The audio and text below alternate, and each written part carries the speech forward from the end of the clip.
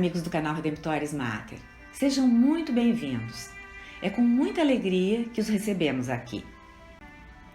No final de semana que passou, os dias 27 e 28 de novembro de 2021, iniciou-se um novo ano litúrgico na igreja, o ano C.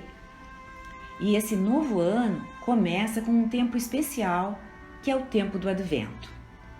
Tempo de preparação para a celebração da vinda de Jesus, da primeira vinda de Jesus no Natal. Neste segundo final de semana, o Evangelho nos apresenta João Batista. O texto está em Lucas, capítulo 3, versículos 1 a 6, e é o seguinte: No 15º ano do império de Tibério César, quando Pôncio Pilatos era governador da Judéia, Herodes administrava a Galiléia, seu irmão Filipe as regiões da Itureia e Traconítide, e Lisânias a Abilene, quando Anás e Caifás eram sumos sacerdotes, foi então que a palavra de Deus foi dirigida a João, o filho de Zacarias, no deserto. E ele percorreu toda a região do Jordão, pregando um batismo de conversão para o perdão dos pecados, como está escrito no livro das palavras do profeta Isaías. Esta é a voz daquele que grita no deserto: Preparai o caminho do Senhor, endireitai suas veredas. Todo vale será aterrado, toda montanha e colina serão rebaixadas. As passagens tortuosas ficarão retas, e os caminhos acidentados serão aplainados, e todas as pessoas verão a salvação de Deus. Todos os 4 evangelhos mencionam, no seu início, o ministério de João Batista, precursor do Messias. Como Lucas escreveu com um estilo semelhante ao da historiografia greco-romana antiga, ele nos dá as datas, os nomes e os lugares que importam aquilo que está narrando, para ancorar a narrativa no espaço e no tempo do mundo secular.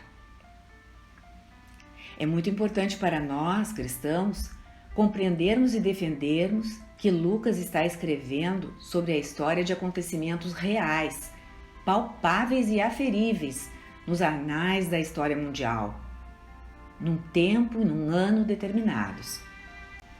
Não se trata de uma história que normalmente começa por era uma vez e não tem qualquer situação temporal. E nem se trata de mitologia. Sabemos que Tibério César era o imperador de Roma a partir do ano 14 da nossa era até mais ou menos o ano de 37. Portanto, sempre que lermos sobre César no Evangelho de Lucas, trata-se deste imperador, que reinou até a ressurreição de Jesus e depois dela. Ele foi tido pelo historiador Suetônio, que escreveu uma obra chamada A Vida dos Césares, como um dos piores e mais devassos entre todos os imperadores romanos, além de assassino, superando Nero e Calígula. Em Roma, o período era de relativa paz. Pôncio Pilatos foi aquele que lavou as mãos diante do pedido de condenação de Jesus à morte, feito justamente por meio do Sinédrio, que Anás e Caifás, também citados por Lucas, integravam. Na história secular, Pilatos foi visto como desumano também. Por exemplo, Filo de Alexandria, escritor judeu contemporâneo de Jesus, que vivia no Egito, descreveu Pilatos como alguém desprezível, corrupto, cheio de insolência, cruel, e narra que ele mandou matar continuamente muitas pessoas que não foram julgadas nem condenadas. Em suma, uma pessoa sem humanidade. O historiador judeu Joséfo, por sua vez, conta que Anás e Caifás, que foram sumos sacerdotes, vieram a ser depostos por inúmeros atos perversos que praticaram. Lucas nos posiciona, assim, na situação das lideranças políticas do período em que João Batista começou a pregar, e o faz de tal modo que qualquer um que vivia naquele tempo reconheceria se tratar de uma época de governos corruptos e maus sacerdotes no Templo de Jerusalém que conduziam o povo à corrupção. Já João Batista era filho de um sacerdote, Zacarias, porém um sacerdote zeloso e justo. Anunciava boas novas, a salvação, que estava às portas. O Messias vinha chegando. Isso foi em torno de 29 ou 30 depois de Cristo. João foi para o deserto e começou a pregar um batismo de arrependimento e conversão para o perdão dos pecados. Por que João teria ido para o deserto? Por que não foi para Jerusalém, por exemplo, onde havia multidões que poderiam ouvi-lo? Lucas responde à nossa pergunta ao citar a profecia do novo êxodo do livro de Isaías. Nesse novo êxodo futuro, Deus viria salvar seu povo, como fizera no primeiro êxodo, lá do Egito. Viria conduzir o povo ao deserto e então, através dele, a nova terra prometida. Seria um caminho semelhante ao da peregrinação conduzida por Moisés por 40 anos no deserto, até Canaã. No livro de Josué, capítulos 4 e 5, ele conta que o primeiro êxodo terminou quando as 12 tribos passaram o Rio Jordão e entraram em Canaã. Portanto, uma das categorias que descreviam esse tempo da salvação entre o povo judeu era este novo êxodo. O Batista é o profeta desse tempo, do novo caminho de Deus para o povo, a partir da vinda do seu Messias. Ao lado dessa imagem do novo êxodo, em que Deus abriria um caminho até seu povo chegar à terra prometida, uma outra imagem era a da reunião dos israelitas exilados, pois ao longo dos séculos as 12 tribos de Israel tinham sido espalhadas por inúmeros países. No século VIII a.C., o Império Assírio exilara 10 das 12 tribos, o Reino do Norte, e no século VI a Babilônia deportara Judá e Benjamim, o Reino do Sul, as 2 tribos restantes. O exílio da Babilônia teve fim quando Ciro, o imperador persa, permitiu que os judeus e benjaminitas retornassem e reconstruíssem o Templo de Salomão e a cidade de Jerusalém. Lembrando que judeus aqui são os descendentes de Judá. Mas as 10 tribos nunca haviam retornado e se encontravam dispersas entre os gentios. Então os israelitas esperavam que elas seriam reunidas pelo Messias. Também Baruque, outro profeta, que era escriba e uma espécie de secretário do profeta Jeremias, e que viveu no 6º século a.C., no capítulo 5, versos 1 a 9 do seu livro, profetizou sobre o novo êxodo com essa figura da reunião dos filhos dispersos de Israel. Anunciou que eles retornariam a Jerusalém como os filhinhos retornam à sua mãe. É a leitura do Antigo Testamento posta à nossa reflexão hoje. E diz assim: Despe, ó Jerusalém, a veste de luto e de aflição, e reveste para sempre os adornos da glória vinda de Deus. Cobre-te com o manto da justiça que vem de Deus, e põe na cabeça o diadema da glória do Eterno. Deus mostrará teu esplendor, ó Jerusalém, a todos os que estão debaixo do céu. Receberás de Deus este nome para sempre: paz da justiça e glória da piedade. Levanta-te, Jerusalém, põe-te no alto e olha para o oriente. Vê teus filhos reunidos pela voz do santo, desde o poente até o levante, jubilosos por Deus ter se lembrado deles. Saíram de ti, caminhando a pé, levados pelos inimigos. Deus os devolve a ti, conduzidos com honras como príncipes reais. Deus ordenou que se abaixassem todos os altos montes e as colinas eternas, e se enchessem os vales para aplainar a terra, a fim de que Israel caminhe com segurança sob a glória de Deus. Sim, Deus guiará Israel com alegria à luz de sua glória, manifestando a misericórdia e a justiça que dele procedem.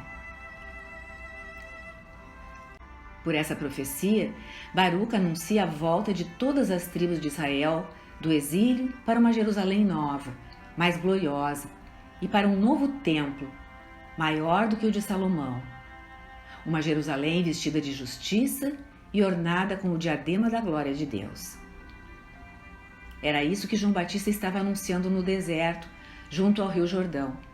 E por isso ele ficou tão popular entre o povo, porque estava anunciando que estava chegando a restauração das 12 tribos, exortando a que todos se preparassem para a vinda do Messias, abandonando seus pecados, convertendo-se para uma vida de arrependimento e graça para receber o perdão.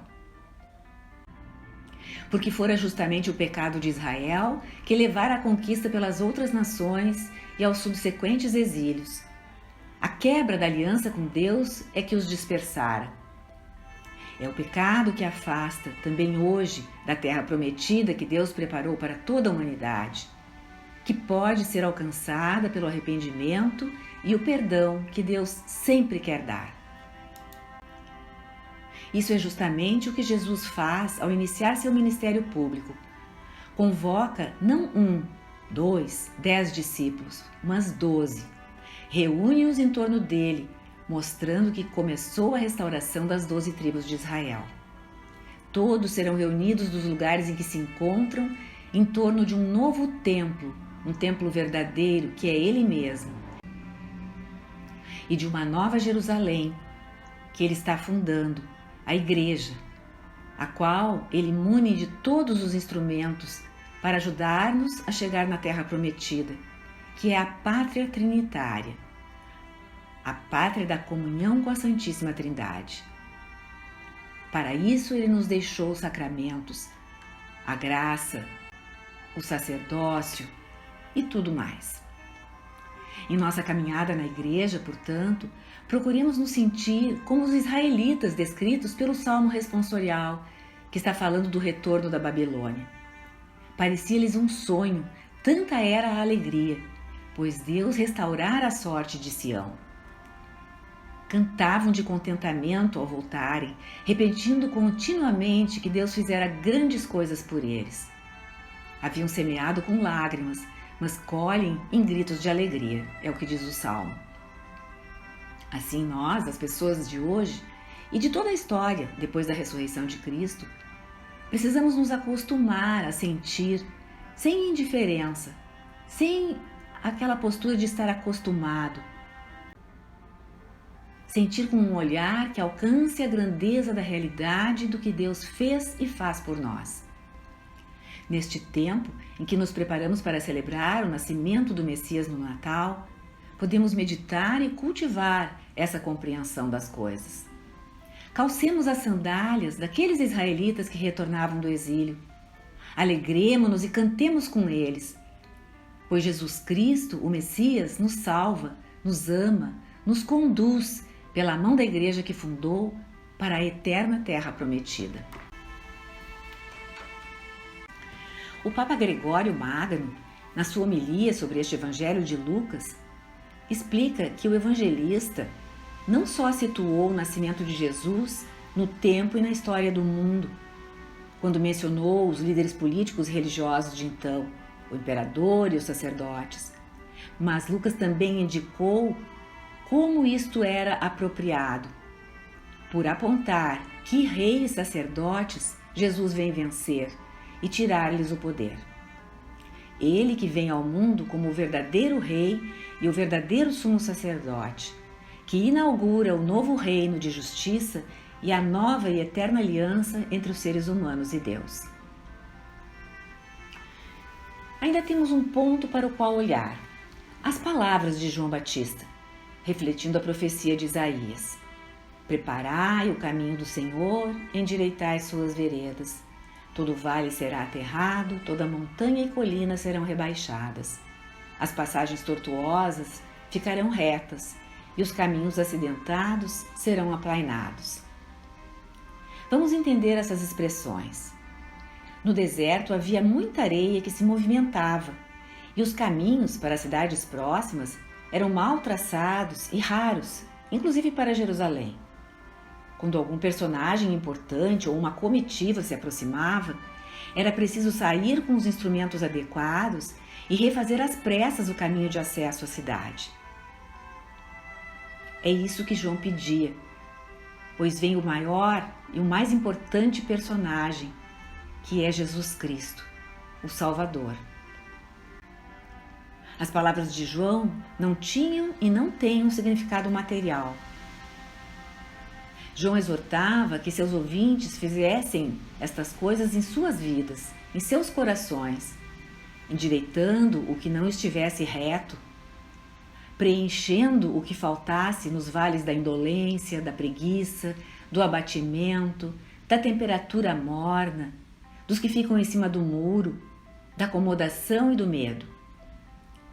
Rebaixando as montanhas, tirando o orgulho, a aspereza, a arrogância, a agressividade, a soberba. Buscando o caminho reto, direto, o caminho do Senhor, da sua vontade santa, retificando as intenções, abraçando livremente a vontade de Deus. O outro evangelista, São Mateus, no seu capítulo 3, narra que João Batista indicava onde buscar a força para essa mudança de rumo, para a conversão, no batismo de Cristo, que é o do Espírito. Não no dele, João Batista, que era de água. Mateus escreve assim, a respeito do que João disse: Eu, em verdade, vos batizo com água para o arrependimento, mas depois de mim vem alguém mais poderoso do que eu, tanto que não sou digno nem de levar as suas sandálias. Ele vos batizará com o Espírito Santo e com fogo. No relógio da história, que horas são? É a hora da igreja, é a hora do Espírito Santo que foi derramado no seu, no meu coração. É a nossa hora. Neste tempo do Advento, vamos abrir um caminho para o Senhor, caminhar esta jornada sobrenatural para o céu que nos foi prometido, em que o Cristo está sentado à direita do Pai, como sumo sacerdote e rei, com todos os santos reunidos de cada canto da terra. Preparemo-nos para que sejamos também membros do Senhor ao final de nossa vida terrestre. Pelo arrependimento dos pecados e pelo sacramento da confissão, estaremos abrindo não uma estrada de terra com buracos, mas uma via expressa, uma freeway para Jesus, que chegou e quer de novo ser recebido de um modo mais santo e perfeito por cada pessoa, a quem Ele tanto ama, que entregou livremente a sua vida, a fim de para cada uma alcançar a redenção. O Senhor esteja convosco, Ele está no meio de nós. Peço sobre você, sobre sua vida, sua família, dando muitas alegrias vindas do céu, que se manifestem também na sua vida, na vida terrena. Em nome do Pai, do Filho e do Espírito Santo. Amém. Obrigada por ter acompanhado esta postagem. Se você gostou, clique seu like, inscreva-se no canal e acione o sininho para ser notificado de outras publicações.